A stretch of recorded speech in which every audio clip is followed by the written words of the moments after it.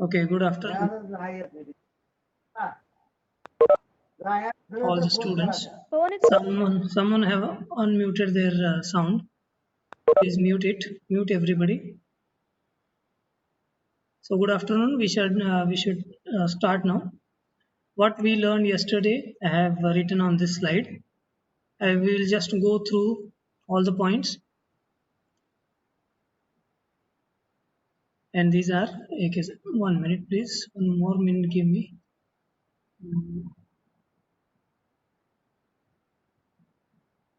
Okay. Study of nutrition and excretion is the name of our unit. First part, study of nutrition and excretion. Study of nutrition we have finished. We just started study of excretion yesterday. Okay. So what we learned yesterday, that is a summary in front of you. The study of excretion, in which we have seen three different points. First was a little introductory information regarding excretion. In this, uh, we learned the definition of excretion process. We learned osmoconformer. What is the meaning of osmoconformer? We have also learned about osmoregulation. And we have discussed about excretion based on mode of life. Means some animals living on the land, some animals living in the water, and they differ in their modes of life, and accordingly or according to the environmental conditions, they are differed for their excretory products. According to their size and shape of the body, they have different excretory organs also. One part I have not discussed yesterday that we will discuss now. That is why I came back for this summary. This is the ammonotelic, ureotelic, and uricotelic organisms. This concept is concerning with the modes of life. Means those animals living on the land, they excrete their nitrogenous waste product in different form. The animals which are living in water, again in the fresh water and marine water, there is a difference. They are excreting their nitrogenous waste material in different form. So they are uh, processed their excretory material through their excretory organ, but it varies from organism to organism. That is why the organisms are divided basically into three different types as far as their excretion is concerned. Or what do they excrete? The animals which excrete ammonia, they are called as ammonotelic organisms. The organisms which excrete urea, they are called as ureotelic organisms. And the organisms which excrete uric acid, they are called as uricotelic organism. I hope you must have written the concepts. Once again, I repeat, ammonotelic organisms excrete ammonia, ureotelic organisms excrete urea, uricotelic organisms excrete uric acid. Regarding this, we shall see in detail a little bit. Some chemical reactions are there in the further part of the unit. But before that, I would like to tell you about these animals and how do they excrete their excretion or excretory material. Take for example, we will take one example from each uh, type of organism. First one is ammonotelic organisms. For example,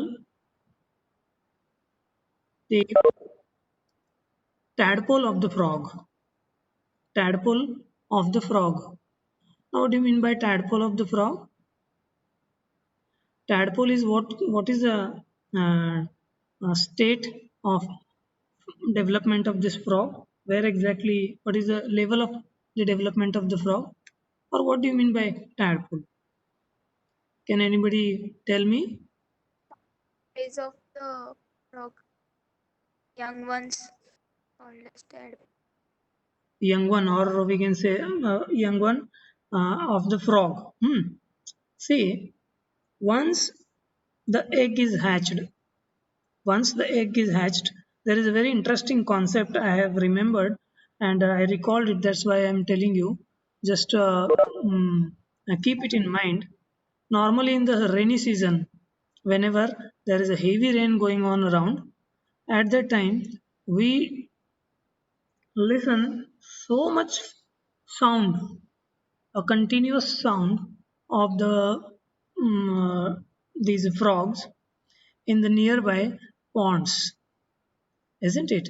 Those frogs are male frogs and they are giving calls against their opposite sex, that is female, for uh, having mating process and having a fertilization to the uh, eggs of the female. Now, in case of frog, the mating process does not involve sex organs. That means sex organs of the male and sex of that is the genitals of the male and genitals of the female does not involve in the process. Instead, female is having full of eggs in her ovaries. At that time, male jumps on the back of that female and that male press the back of the female. Okay, press the back of the female, and due to this pressing activity, uh, eggs are hatched out from the female's genitals. Okay, from the female's genitals. Once they are released on the surface of water, these eggs are immediately surrounded by jelly-like structure, and that jelly does not allow the eggs to spread in the water anywhere, but the whole clutch of the that eggs is held together with the help of that jelly. Now these eggs are unfertilized eggs now. Okay, these are unfertilized eggs, yet they are not fertilized. That means sperms are not yet entered. But whenever this process is completed or the releasing of the eggs take place in the water, after that, male spread the spermatozoa on that clutch of the egg, and these spermatozoa fertilize each and every egg present in the clutch. This is the process of fertilization. Once the fertilization process completed, the development of young one begins, and every uh, what is that? Every egg is going to develop into young one. Inside, the development proceeds, and after completion of a certain hatching period, young one is coming out of the egg. And at the initial stage, whatever young one came out is a very small, structured animal. It's almost look like fish, a very small fish, because it has a tail and small fins or gills also. That is why the structure is look like fish. This stage of development of frog is called as tadpole or larva. Tadpole or larva. I hope you understood what exactly tadpole is. I wanted to tell you about the excretory material secreted by the tadpole. What tadpole excrete? That tadpole excrete ammonia. Tadpole excrete ammonia from into the water as a excretory material. Okay, we shall come back how exactly that how is this ammonia is formed and why ammonia and all that. But we'll take second example, ureotelic organisms. We people, that is human being, is a ureotelic organism. Why we are ureotelic? Why not ammoniotelic? The reason is we are not excreting ammonia as a nitrogenous waste product. Okay, as we are not excreting ammonia as a nitrogenous waste product, we cannot be ammoniotelic. That means you must excrete urea as a nitrogenous waste product. So we are ureotelic. Now, from where this urea came, or do we synthesize ammonia in our body? This question should be raised in your mind. The ammonia, which is actually formed in every cell, in every organism. There is no specificity like tadpole, human being, cattle, and all that. All animals do prepare ammonia as a metabolic waste product or as a byproduct of the metabolism. Metabolismचा byproduct हे ammonia असतोच because it is an initial nitrogenous waste product. But the thing is very important that this ammonia is a very poisonous component. Ammonia is a very poisonous component. Poisonous in the sense it has a toxicity. It requires a lot of water for its removal or for its dilution. And the animals present in the water, they can afford this large amount of water to excrete ammonia. Like tadpole, as it is living in the water itself, it can take water from surrounding and dilute that ammonia and remove it from its body. What about we people? We are not living in the water. We have moderate amount of water in our body, and this water level should be maintained by us by drinking externally the water. And that is why our body, our tissue, they are very honest. Our tissues are very honest. Just consider if you also would have been a monotelic organism, it would have been very difficult to survive because continuous production of the ammonia take place inside your body, and you have to remove that ammonia as early as possible because it is a poison. It will harm your tissues if it sustained for much time in your body. That is why this ammonia has to be converted into another form of excretory material, and this form is urea in case of human being or in other terrestrial organisms also. So they convert ammonia into urea in one process that we'll see in detail in the further part. So ammonia converted into urea, and we throw urea as a nitrogenous waste material because urea is moderately, or it requires a moderate amount of water for its elimination, or it requires a moderate amount of water for its dilution. And urea can be stored in our body, in our blood for some period. We can sustain that urea for some period. That is why it is not that much poisonous or toxic compared with the ammonia.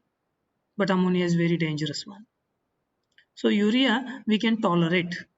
Obviously, if you sustain that urea for a long time and continuous formation of urea is going on and you are not releasing that urea outside your body, then this urea is also going to be the poison in the further part or in the after some time. So at that time it becomes poisonous. Otherwise, normally if you excrete that urea, there will be no problem. And last is uricotelic organisms which excrete uric acid. Now this uric acid is least soluble in water. It is least soluble in water. Very less amount of water is required for its removal.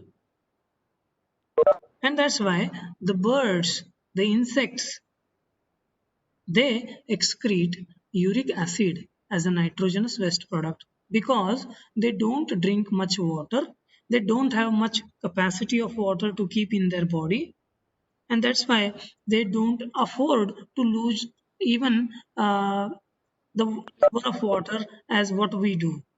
म्हणजे आपण जेवढी excrete करतो, जेवढं पाणी afford करतो बाहेर टाकायला through urine, तेवढं सुद्धा पक्षी आणि इन्सेक्ट्स करू शकत नाहीत. They have very less amount of water in their body, and that's why they convert that ammonia into uric acid, and that uric acid obviously get mixes with the fecal matter from the bird as well as through the insects, and from the fecal matter that uric acid is thrown outside. So if you see the waste material of birds and insects, you will even take an example of reptiles. In your home, there must be one wall lizard. Wall lizard म्हणजे पाल. That wall lizard excrete the waste material in your home. Just see it carefully. There is a large part covered by a black structured part that is undigested food material that is thrown, but at the tip of it there is a white spot. That white spot is called as uric acid. So this uric acid is either semi-solid or almost solid one, we can say. So it doesn't require much water to eliminate it. So this is the concept regarding these three different animals. We shall come back to them again in the further part of the unit. We also discussed about amoeba, in which contractile vacuole as excretory organ we saw, and flame cells are present in planaria. In planaria. Okay, I think I have taken much time to cover up this summary, so I am not asking you questions right now. Better we shall see those questions in the next lecture, right? So we shall go forward for the second slide. Give me 1 minute, please.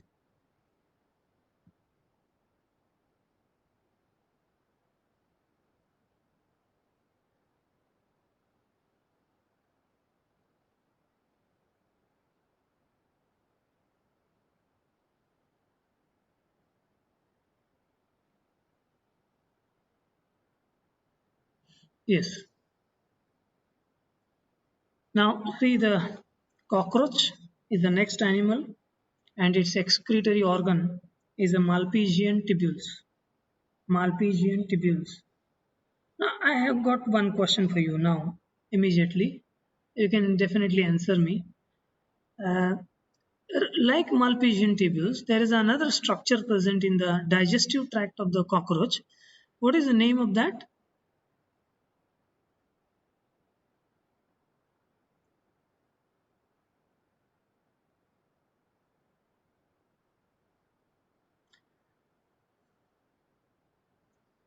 You can also see the diagram. You will get answer. Like Malpighian tubules, is there anything else present in the cockroach body? It looks similar.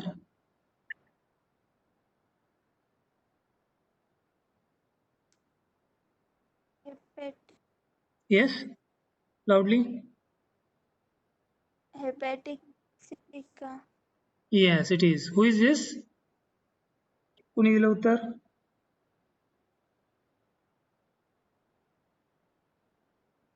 Silica. रसिका का Harshika?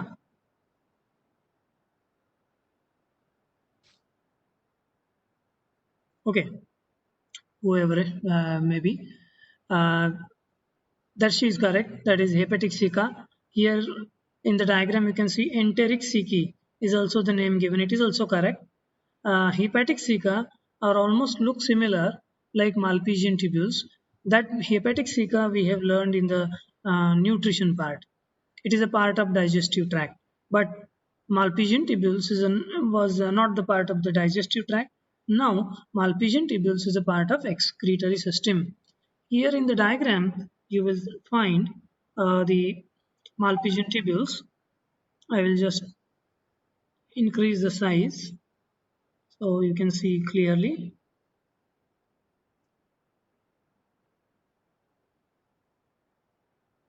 Yes.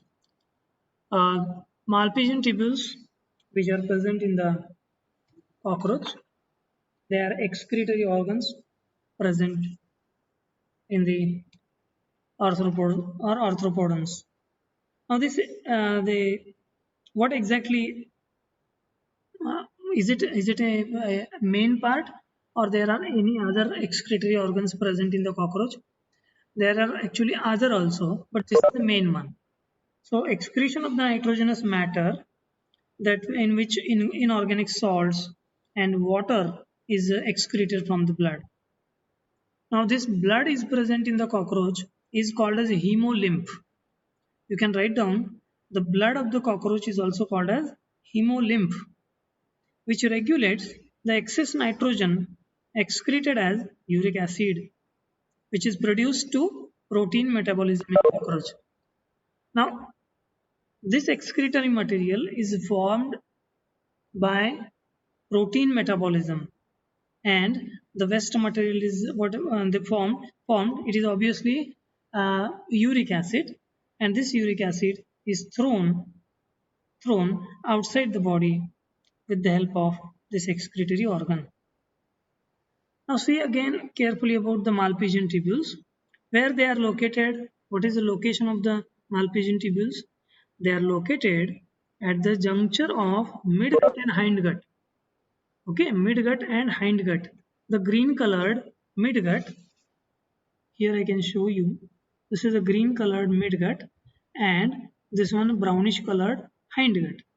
At the juncture, there is a presence of thread-like, very fine, long, unbranched, and yellowish colored blind tubules. Okay, blind tubules lying freely in the hemolymph. Lying freely in the hemolymph. What does it mean? These Malpighian tubules are swimming in the blood as this animal possesses open circulatory system. कॉक्रोचमध्ये बघा open circulatory system असते. याच्यामध्ये blood vessels असत नाहीत. याच्या बॉडीमध्ये आत मोठी sinus असते किंवा कॅव्हिटी असते आणि त्या कॅव्हिटीमध्ये सगळे ऑर्गन्स बॉडी टिश्यूज बाथ करतात, अंघोळ करतात किंवा ते त्याच्यामध्येच असतं. जसं आपल्या बॉडीमध्ये आत जाळ आहे, नेटवर्क आहे ब्लड व्हेसलचं, तसं या कॉक्रोचमध्ये असत नाही. आपण पुढे सर्क्युलेशनमध्ये स्टडी करणार आहे, त्यावेळेला मी डिटेल्स सांगतो. Okay, the Malpighian tubules are now here. They are taking bath in the hemolymph. How many Malpighian tubules are there? There are around 60 to 150 Malpighian tubules are arranged in about 6 to 8 bundles. Every single tubule is about 16 millimeter long. It is 16 millimeter long and 0.5 millimeter in diameter. And it is internally lined by glandular epithelium. त्याच्या आतल्या लाईनमध्ये glandular epithelium आहे, which is a characteristic feature present inside, that is called as brush border, and a centrally placed lumen. Now to explain this, I would like to show you this diagram. Just see this.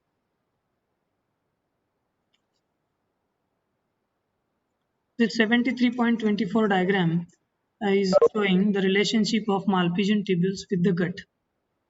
Okay, now this is the gut. Gut in the sense digestive tract. And from this digestive tract, this one Malpighian tubule is shown here. This is a midgut. This is the hindgut, obviously. And this is the junctional area from where these Malpighian tubules are released. What is there inside the lumen? Inside the lumen there is a presence of hemolymph. Hemolymph is outside, but inside there is a distal secretory region of Malpighian tubule, and this is proximal absorptive region of the Malpighian tubule. So this is a absorptive area, This is a secretory area. Means whatever waste material is came from hemolymph by diffusing across this lining inside the lumen is released back into the gut, and from the anus it is thrown outside. Okay, but during throwing the waste material outside by this way, whenever the waste material come in this area, the proximal absorptive region is get activated, and a little quantity of water and some important components present in the waste material is reabsorbed into the body tissues. याच्यातून ते परत काढून घेतले जातात waste material body tissues मध्ये. समजतंय? परत एकदा सांगतो. हे गट आहे. ह्या गट मधून हे मिडगट आहे, हे हाइंड गट आहे. त्याच्यामध्ये तिथून हे मालपिजन टिब्यूल्स बाहेर पडतात. मगाशी आपण एक वाक्य बोललो बघा, काय? They are blind tubules. They are blind tubules. Sorry. Blind tubules means they are closed at other end. They are closed at other end and they are open at one end. It has two areas: the proximal absorptive region, the distal the distal secretory region. हा जो आहे हा secretary area, म्हणजे या हिमोलिम्फ मधून waste material absorb करून lumen मध्ये secrete करतो. इथं सिक्रेट करतो. ठीक आहे. इथं सिक्रेट केलं की जे वेस्ट मटेरियल आहे ते आता बॉडीच्या बाहेर कसं फेकणार? इथून ते इकडं ल्युमेन पुढे येईल, इथून येईल. इथून पास होत असताना त्या वेस्ट मटेरियल मध्ये सगळंच काही वेस्ट असणार नाही आहे. ओके, सगळंच वेस्ट असणार नाही. त्याच्यामध्ये वॉटर असेल, त्याच्यामध्ये काही इम्पॉर्टंट कंपोनंट्स असतील. They are absorbed back into the body tissues. इथून ह्या इथल्या सेल्स काय करतात? त्या ॲब्झॉर्ब करतात आणि त्या बॉडी टिश्यूमध्ये परत घेतात. आणि हे जे वेस्ट आहे ते राहिलेलं वेस्ट हे पुढं गटमध्ये रिलीज केलं जातं. Like this it is working. Now see the next diagram for its transverse section. याचाच असा ट्रान्सफर सेक्शन घेतला आहे, आणि ट्रान्सफर सेक्शन घेतल्यानंतर समोरच्या बाजूने बघितलं तर असं दिसेल. Centrally placed lumen, then striated border or brush border. Next is nucleus present in the cells. या cells आहेत, ही एक cell आहे, ही एक cell आहे. This is another one. Every cell has a nucleus. There are longitudinal muscles present in both lining, outside the nucleus, inside the nucleus lining. Basement membrane on which this external layer is present. Glandular epithelial cells present in the cytoplasmic area which secrete in their secretions. कारण हेच actual काम करणार आहेत. या ज्या sales आहेत या सेल्सच काय करणार आहेत? हे हिमोलिम्फ मधून हे आत ओढून घेणार आहेत मटेरियल, आणि इथं सिक्रेट करणार आहेत, ल्युमेन मध्ये सिक्रेट करणार आहेत या ठिकाणी. म्हणून या ग्लँड्युलर एपिथेलियल सेल्स महत्वाचे. So it is quite easy structure. How much is the number? It is about 60 to 150 in number. Every single tubule is 16 millimeter long and about 0.5 millimeter in diameter. So they are very small. Now what does they excrete? They excrete obviously uric acid. But that uric acid, in which form? They excrete uric acid like potassium urate.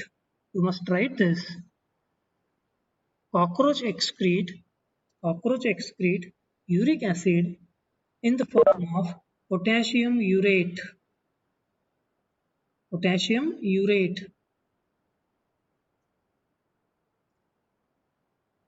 and obviously water is very less in amount present in the body. That is why it mm, release uric acid as a nitrogenous waste product. This is about cockroach and its Cartesian tubules. ठीक? The next organ, next animal, you can see green gland or antennary gland present in the crustaceans. Green gland or antennary gland present in the crustaceans. Wait a minute.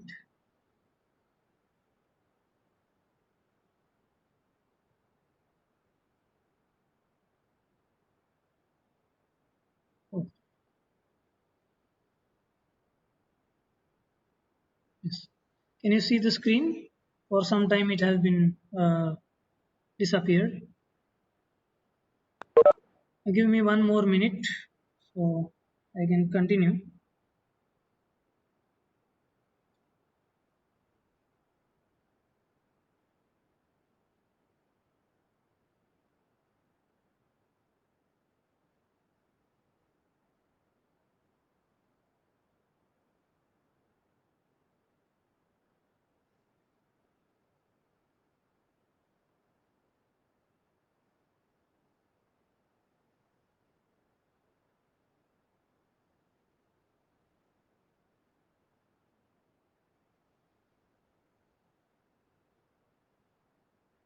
Yes. Now this green gland is present in the crustaceans like you can take example of crab. In crab there is a green gland or it is also called an antennary gland. The reason the name is given green gland because the color of the gland is green in color and it is also named as an antennary gland. The reason is uh, it is present at the base of the antenna. So the name given antennary gland. It is working as an excretory organ. Now this green gland is made up of an end sac. In the diagram you can see, I'll just zoom up for you. Yes, this diagram will give you more clear picture. This is the location. Okay, this is the location. This is the antenna, and at the base there is a green gland. Now this is expanded in this diagram. There are 3 to 4 different parts present in the green gland. One, end sac. Second, labyrinth. Third, tubule. This is a connected tubule between labyrinth and last one is bladder. So bladder and labyrinth is connected by a tube or tubule. Now the end sac, which is lies on the anterior side, and it is a small bean-shaped structure containing a large blood uh, spot or blood lacuna is present inside. This end sac possesses blood lacuna inside. This is connected to a labyrinth, which is a spongy cavity, and it is a mass of coiled and branching tubules. See the words very carefully. It's a mass of coiled and branching tubules. That means inside also tubules are present. These are very compactly present inside. It connects with the bladder. This labyrinth is connected with the bladder with the help of a tubule, and from that hemocoel the fluid filters into the antennal gland. The hemolymph pressure from the heart creates the driving force for the filtration. See this, anywhere the heart must be anywhere here. Whenever it pumps, that hemolymph is introduced. That hemolymph is introduced inside the end sac. The nitrogenous waste which is present in the hemolymph is filtered in the end sac first. म्हणजे जे काही हिमोलिम्फ बाहेरच्या बाजूला इथं असेल ते हिमोलिम्फ जेव्हा आत येईल इथं एंड सॅक मध्ये त्यावेळेला it get filtered in the end sac. It get filtered in the end sac as well as in the labyrinth, which is also performing a selective absorptive area. हे दोन्ही एरिया फक्त फिल्ट्रेशनचं काम करत नाहीत, तर जसं मगाच्या diagram मध्ये म्हणजे मगाच्या ॲनिमल मध्ये कॉक्रोच मध्ये त्या ॲब्झॉर्प्टिव्ह एरियामधून वॉटर आणि महत्वाचे कंपोनंट्स इम्पॉर्टंट कंपोनंट्स रिअब्झॉर्ब करून घेतले जातात, तशी इथं सुद्धा ते वेस्ट मटेरियल जे आहे त्याच्याबरोबर काही कंपोनंट्स रिअब्झॉर्ब करून घेतले जातात from the surrounding हिमोलिम्फ. A very short nephridial canal is present in the marine crustaceans. This is a case we have taken a fresh crustacean, but in case of marine crustacean, they does not require any kind of osmoregulation. जसं आपण काल बघितलं बघा की जो amoeba आहे, that amoeba living in the fresh water do require contractile vacuole, but amoeba of the sea water does not require a contractile vacuole, or they do not created it because they are osmoconformers. Here marine crustaceans are also osmoconformers. Now this waste material which is entered from the end sac then into the labyrinth and through the tubule, then it comes in the bladder, it stores here for some time, and then it is excreted into the gut. It is taken its way into the gut region, and from the gut the waste material is released outside the body. Here also in case of crustaceans, that is in the crab, waste material is uric acid. Okay, so today we have seen two animals for their excretory organs. The first one was Malpighian tubules, which is present in the cockroach, in which Malpighian tubules are about 60 to 115 number, located in the middle juncture of the mid gut as well as hind gut, and it is playing very important role in excreting uric acid in the form of potassium urate. And the second animal we have learned, it was crustaceans. Their excretory organ is a green gland or antennary gland present in the animal, and as the name given, it is a green in color and it is located at the base of the antenna, so the name given antennary gland. They excrete uric acid from the end sac to the labyrinth and then finally through the bladder into the gut. And there is one more animal we shall study next time when because we have only 1 minute to finish this class.